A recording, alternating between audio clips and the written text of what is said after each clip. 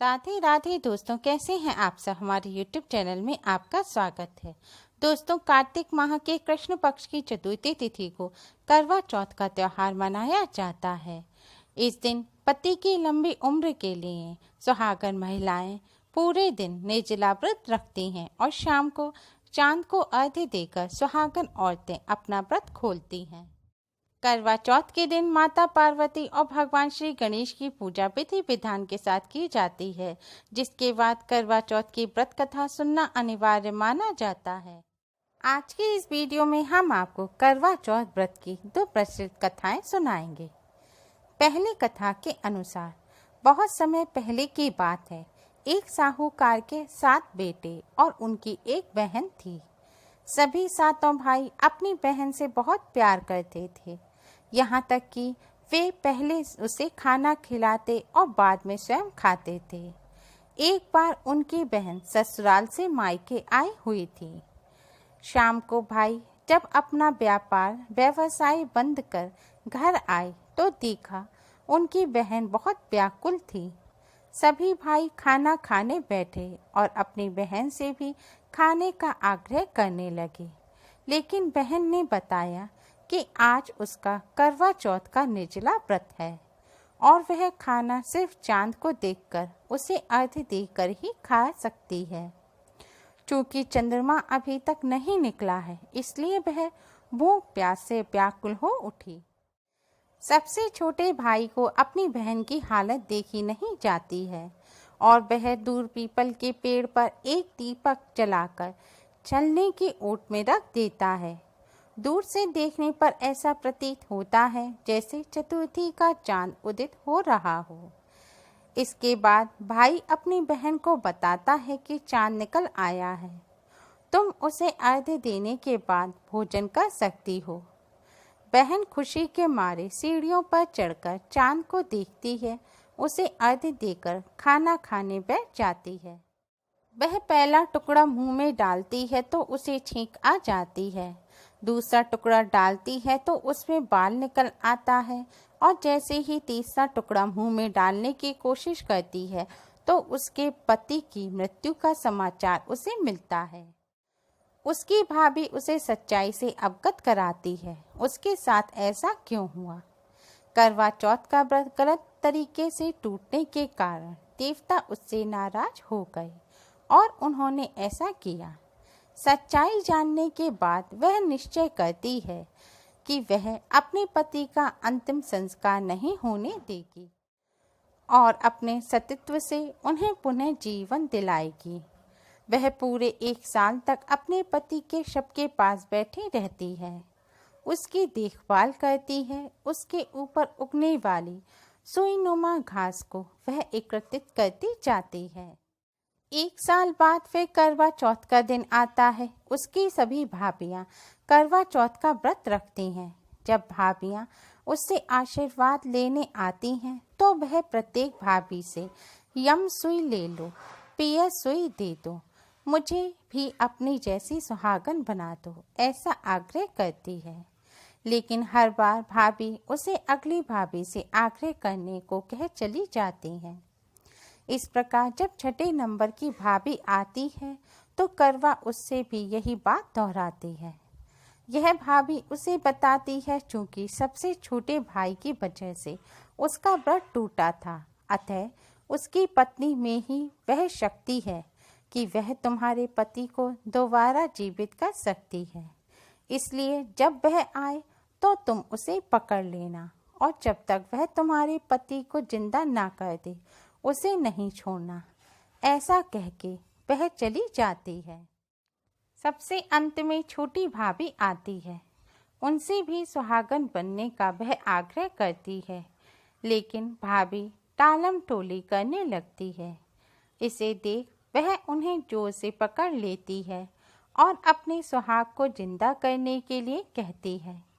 भाभी उससे छुड़ाने के लिए नौचती है, खसोटती है, लेकिन वह नहीं छोड़ती। अंत में उसकी तपस्या को देख भाभी पसीज जाती है और अपनी छोटी उंगली को चीरकर उसमें से अमृत उसके पति के मुंह में डाल देती है। उसका पति तुरंत श्री गणेश कहता हुआ उठ बैठ जाता है। इस प्रकार प्रभु कृपा से उसकी छोटी भाभी के माध्यम से साहूकार की बेटी को अपना सुहाग वापस मिल जाता है।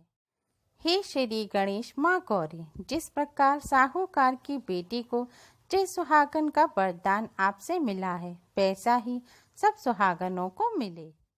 पौराणिक प्रचलित मान्यताओं के अनुसार यह कथा इस प्रकार भी कही जाती है।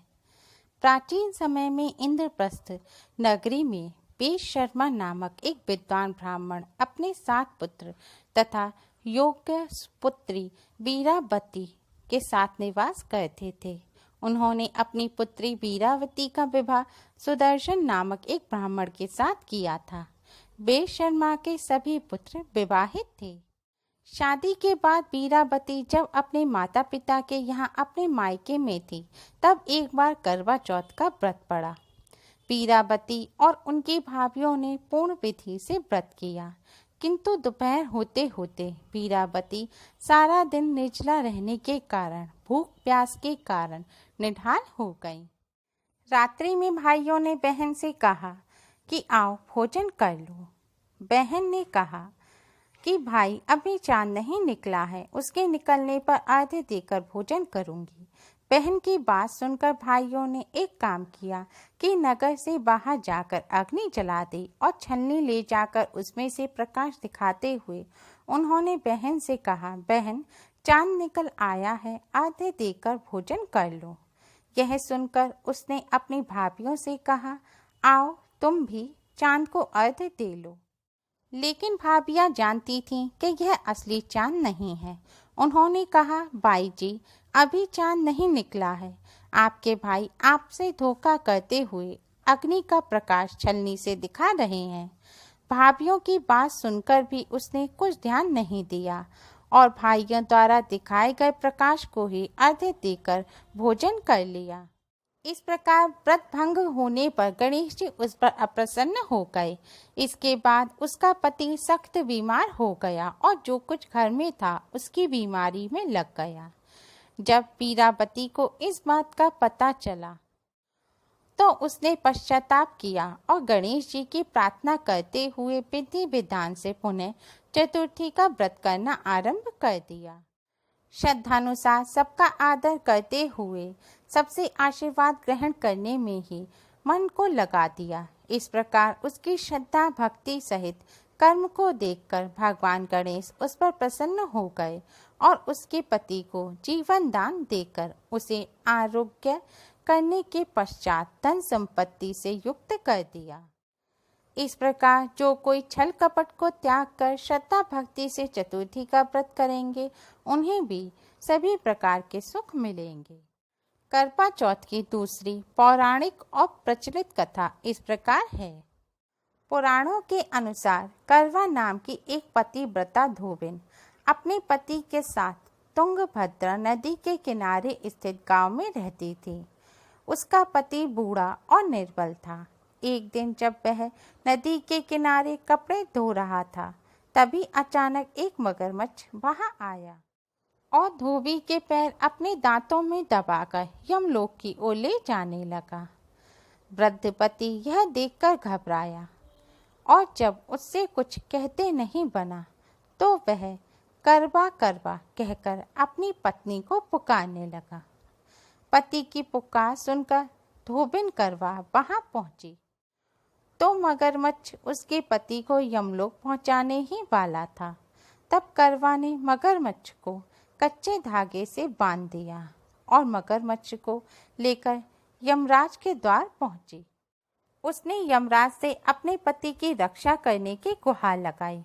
साथ ही यह भी कहा कि मगरमच्छ को उसके इस कार्य के लिए कठिन से कठिन दंड देने का आग्रह किया और बोली, हे भगवान, मगरमच्छ ने मेरे पति के पैर पकड़ लिए हैं तथा मगरमच्छ को इस अपराध के दंड स्वरूप नरक भेज दें। करवा की पुकार सुन यमराज ने कहा, अभी मगर की आयु शेष है, मैं उसे अभी यमलोक नहीं भेज सकता हूँ। इस पर करवा ने कहा, अगर आपने मेरे पति को बचाने में मेरी सहायता नहीं की तो मैं आपको श्राप दूंगी और नष्ट कर दूंगी। करवा का साहस देखकर यमराज भी डर गए और मकर को यमपुरी भेज दिया। साथ ही करवा के पति को दीर्घायु होने का वरदान दिया। तब से कार्तिक कृष्ण की चतुर्थी को करवा चौथ व्रत प्रचलन में आया। तभी से करवा माता की पूजा की जाने लगी। हे करवा माता, जैसे तुमने अपने पति की रक्षा की है वैसे सबके पतियों की रक्षा करना। करवा चौथ के दिन करवा चौथ की इन कथाओं को सुनने मात्र से ही अखंड सौभाग्य की प्राप्ति होती है। उम्मीद है आपको हमारी ये वीडियो पसंद आई होगी। प्लीज़ लाइक करें, शेयर करें। हमारी और भी वीडियोस के लिए हमारे चैनल को सब्सक्राइब करना ना भूलें। Thanks for watching. Radhe Radhe.